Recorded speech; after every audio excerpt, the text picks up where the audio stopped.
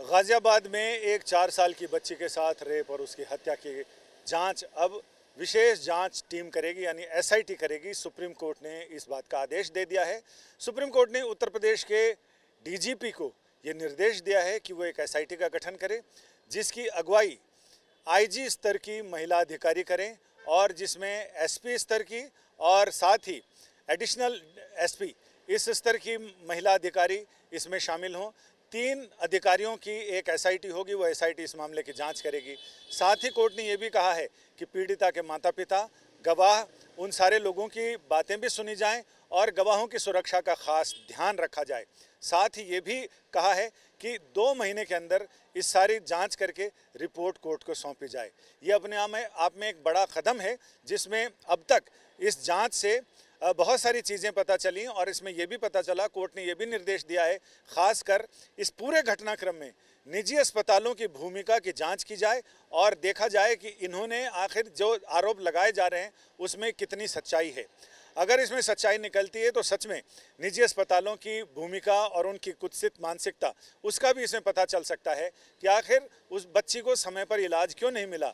क्योंकि बच्ची के परिवार वालों ने बताया कि घर से खेलती हुई बच्ची उसे एक नशे का आदी एक युवक बहला फुसला कर ले गया, एकांत स्थान पर ले गया, वहाँ उसके साथ दुष्कर्म किया और वहीं पर उसे खून से लथपथ छोड़ दिया।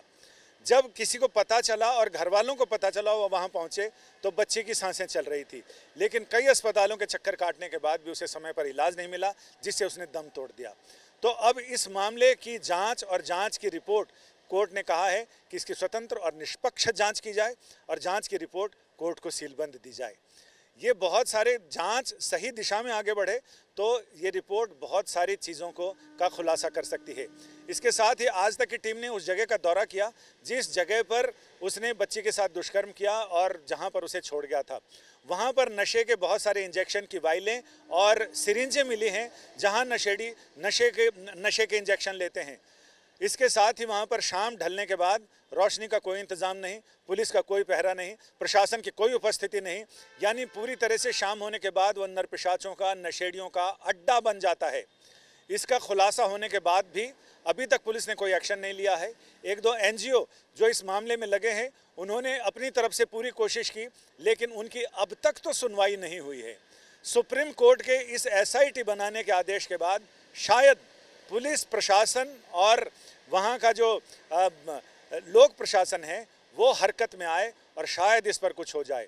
ऐसे में इस घटना के बाद भी वहाँ उस जगह से अन्य वारदातों की सूचना आती है, लेकिन क्या वजह है, क्यों पुलिस प्रशासन इसमें कार्रवाई नहीं करता, इन तमाम चीज़ों का खुलासा होगा। यानी जो लोग अपराधी भी और अपराधियों को शह देने वाले लोग भी, वो चाहे वर्दी में हों या बावर्दी हों या बेवर्दी हों, उन सारे लोगों पर कार्रवाई तो सुनिश्चित है, लेकिन शर्त यही है कि जांच स्वतंत्र और निष्पक्ष होनी चाहिए, सभी पहलुओं को सामने लाकर शामिल करके होनी चाहिए, तभी चीज़ें सामने आ सकती हैं और एक नई शुरुआत हो सकती है।